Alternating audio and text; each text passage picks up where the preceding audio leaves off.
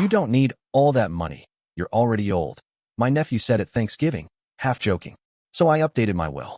Every penny now funds scholarships for kids who earned it, not whined for it. He found out when he got exactly what he deserved. Nothing. Hey there. We're working hard to hit our first 1,000 subscribers. If you love true, emotional stories, hit that subscribe button. It helps more than you know. Now let's get into the story. You're old. You don't need all that money anyway, my nephew Kyle said, half laughing as he shoved another helping of turkey onto his plate.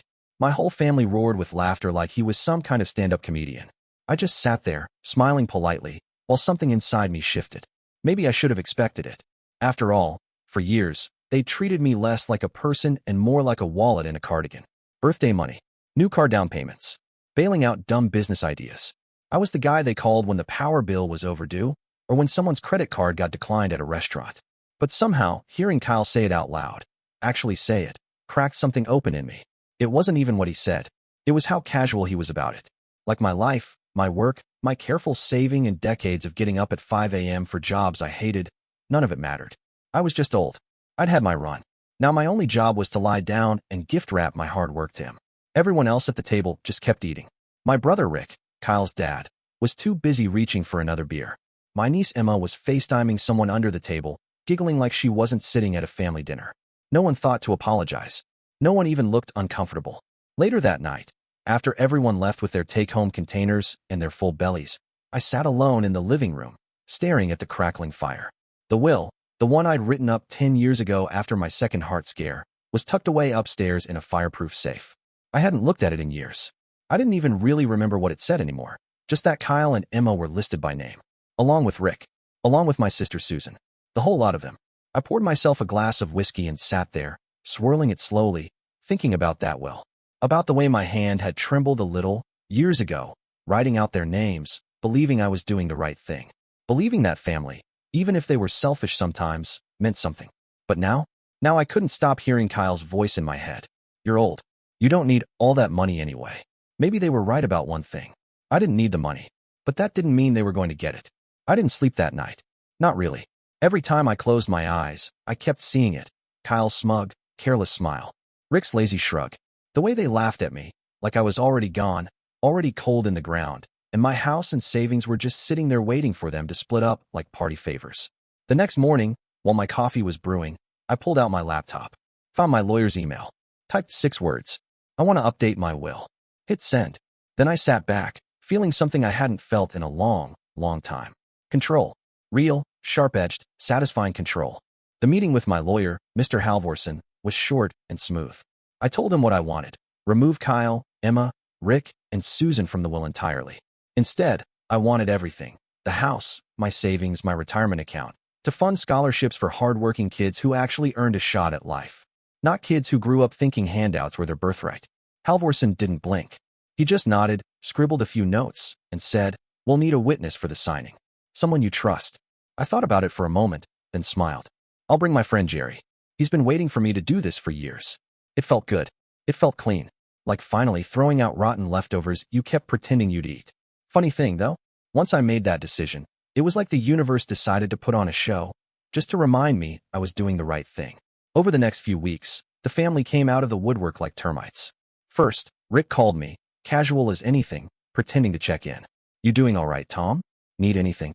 His voice was just syrupy enough to make my teeth hurt. I played along. "I'm good, Rick. Feeling pretty sharp these days." There was a beat of awkward silence. Then, not even 30 seconds later, he cleared his throat and said, "You know, Kyle's thinking about proposing to that girlfriend of his. Real nice girl. Real expensive ring, though? Kid's got big plans. Probably counting on a little family help."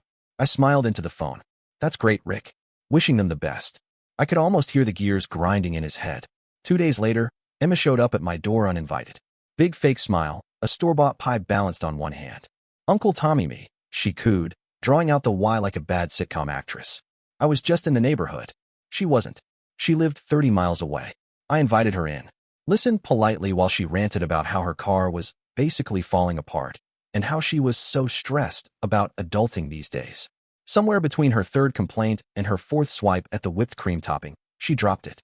"I mean, not to be awkward, but if you were thinking about helping out, I'd totally pay you back after I get promoted." I almost laughed. This was the same girl who once got a promotion from barista to shift supervisor and quit 3 weeks later because it was too much pressure. I just nodded and said, "I'll think about it." Then came the kicker. I was at the grocery store, picking up bread, when I bumped into Susan. After the usual empty pleasantries, she leaned in and said quietly, "You know, Tom, there's no shame in getting your affairs in order early. Kyle and Emma are really counting on you. They're family. You wouldn't want them to struggle." Struggle. The word hit me sideways. As if Kyle struggling to live without a Tesla or Emma struggling to afford Ubers was some kind of humanitarian crisis.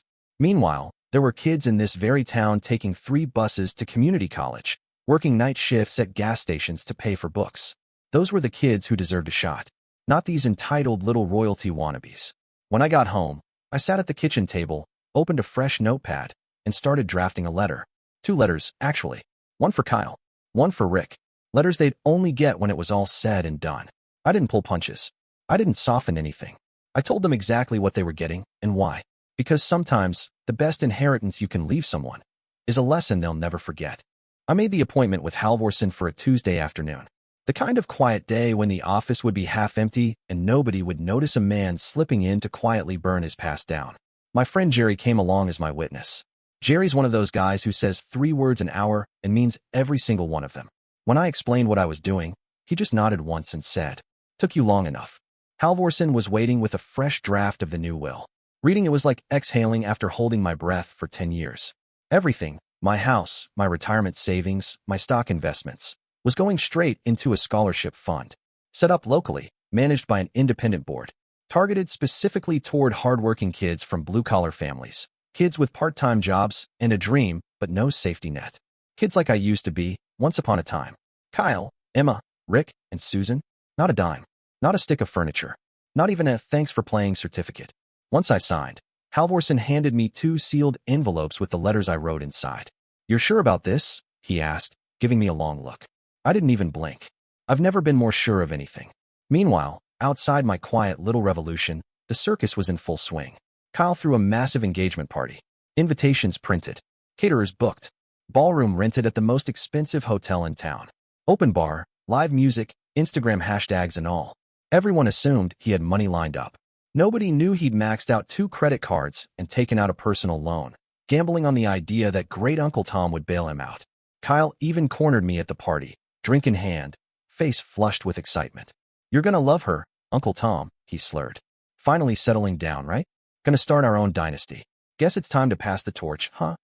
He clapped me on the back so hard my teeth rattled.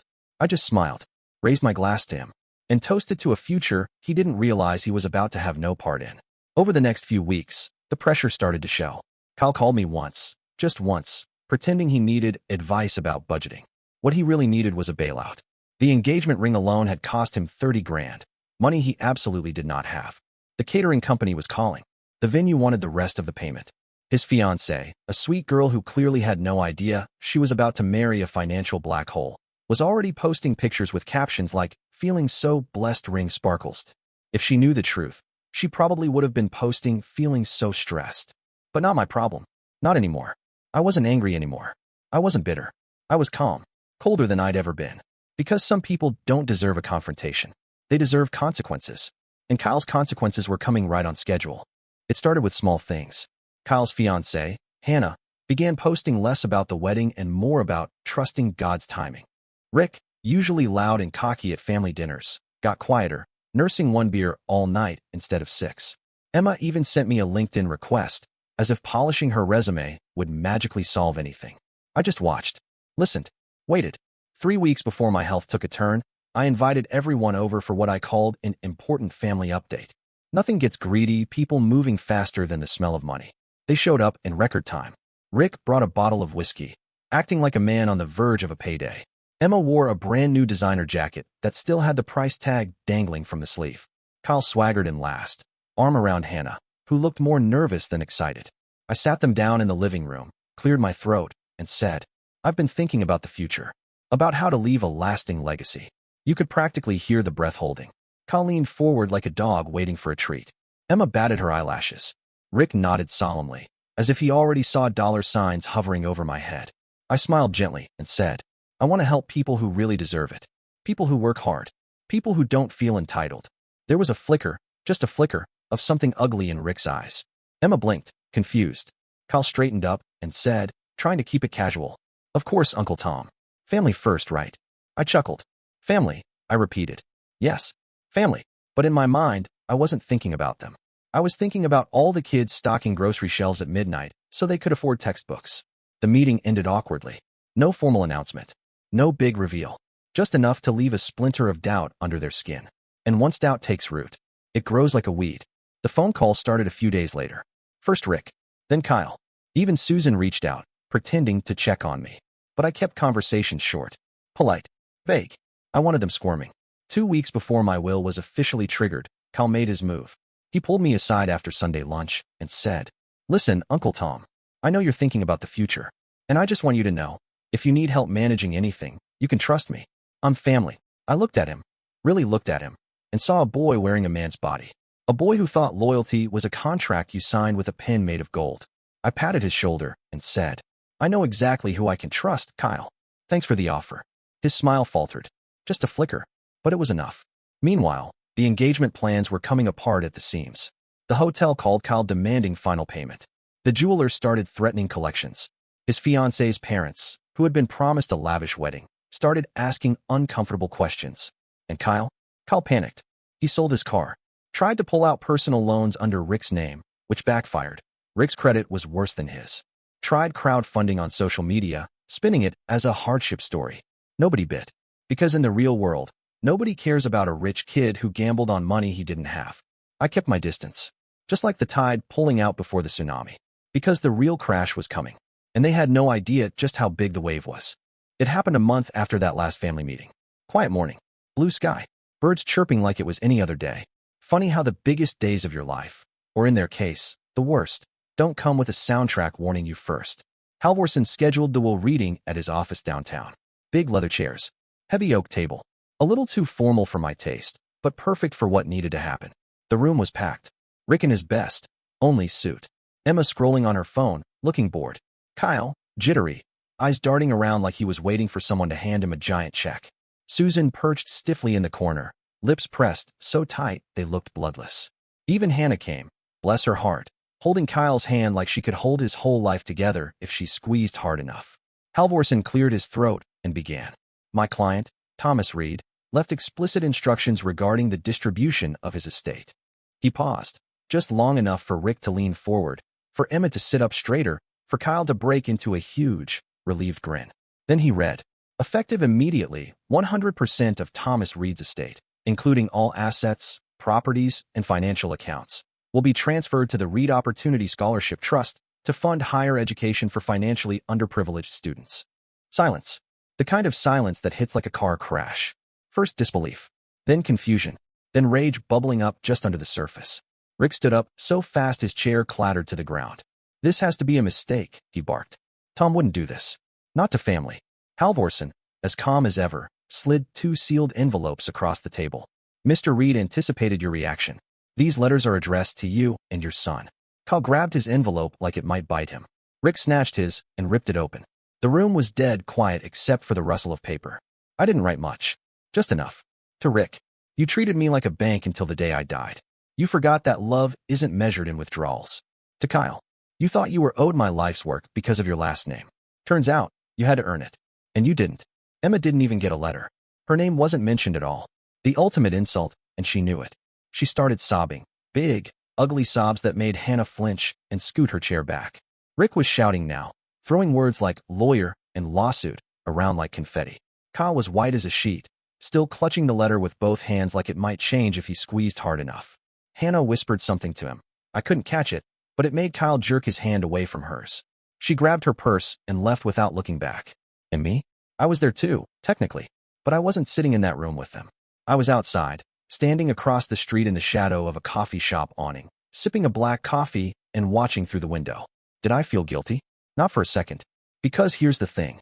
They were right about one thing at Thanksgiving. I didn't need the money anymore. But it turns out, they did. And that was their real tragedy. Fallout is a funny thing. You expect it to be loud, screaming, fighting, maybe even fists flying. But most of the time, it's quiet. Slow. Rotting from the inside out, while everyone pretends nothing's wrong. Rick tried to fight the will, of course. Hired some cut-rate lawyer who promised him a sure thing. They wasted months filing motions, digging for non-existent dirt, insisting I must have been influenced or not of sound mind. But Halvorsen had receipts, medical clearances, documented meetings, even video recordings of me signing the new will, clear-eyed and joking about Kyle's latest Instagram hustle. Their lawsuit was thrown out so fast the ink was barely dry. Rick ended up selling his house to cover the legal fees. Last I heard, he was renting a condo 2 towns over, still mumbling about how he was robbed by his own brother. Funny, I don't remember Rick ever showing up when I needed help with anything besides writing checks. Emma didn't fare much better. Turns out, when you don't have Uncle Tom's money underwriting your lifestyle, things get real pretty fast. She pawned her designer bags, moved in with a boyfriend who treated her about as well as she treated waiters, and started posting grind culture, memes about working 2 jobs like it was some noble choice instead of sheer desperation. She still tags me sometimes in old family photos online, trying to guilt trip me. I don't reply. I figure she can finally learn the difference between family by blood and family by action. And Kyle? Oh, Kyle. He crashed the hardest. The loans he took out to fund the engagement party ballooned with interest he couldn't pay. His car was gone. His fiancée was gone. His credit score tanked so badly he couldn't even get approved for a cheap apartment. He had to move back in with Rick, both of them stewing together in a 2-bedroom rental they could barely afford. Every once in a while, I hear little updates through the grapevine. Kyle trying and failing to start another business. Kyle getting fired for attitude issues. Kyle ranting on Facebook about toxic family dynamics and how the boomer generation hoarded all the wealth. I could answer. I could post the real story. I don't.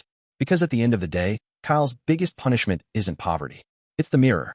It's waking up every morning knowing he had a golden ticket in his hands and threw it away laughing. And me? I'm good. Better than good. The Reed Opportunity Scholarship officially launched 6 months after the will closed. The first batch of students just finished their first semester. Kids who worked late shifts, who skipped vacations, who clawed their way to decent GPAs without any promises waiting at the end. The first scholarship winner, a kid named Marcus, sent a handwritten letter to the trust office. I got a scanned copy of it the other day. He wrote, "No one in my family ever went to college. Because of this scholarship, I'm going to be the first. I won't waste it. I promise." I read it twice, folded it carefully, and for the first time in a long time, I felt something real crack open in my chest. Not bitterness, not triumph, just peace. The kind you only get when you stop giving your light to people who just wanted to burn it down. And that's the story. If you're still here, that means you're one of us. So go ahead, hit that subscribe button. I drop new chaos every single day, and trust me, tomorrow's story, it's even worse than this one.